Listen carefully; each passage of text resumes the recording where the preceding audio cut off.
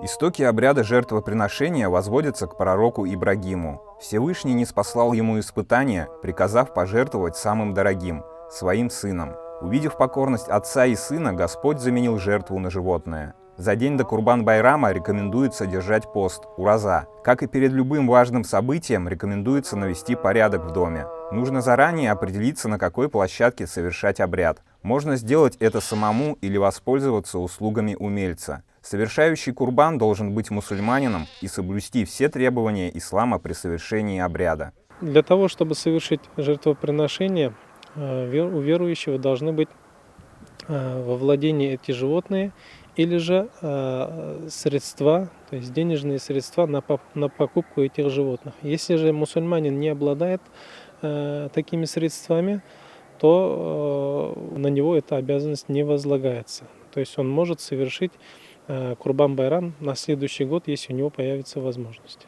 При совершении обряда нельзя использовать тупой нож, точить нож на глазах у животного, производить забой на виду у других животных, тащить животное к месту заклания силой или волоком и причинять любые другие дополнительные мучения. По шариату баран должен соответствовать или годовалый баран, или похож на годовалого. Но чтобы баран был здоровый, он должен быть соответствовать шариатовским нормам, но чтобы он был, главное, хорошенький и здоровый. В нашем районе примерно будет 7,5 тысяч средний баран с услугами мясника. Мясо жертвенного животного принято делить на 3 части.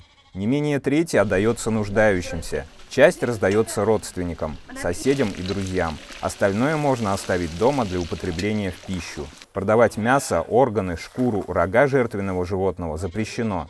При желании можно все раздать. Поздравляю всех единоверцев, мусульман нашей республики, села Кармаскалы и Кармаскалинского района со священным праздником Гайдуль-Адха Курбан-Байрам.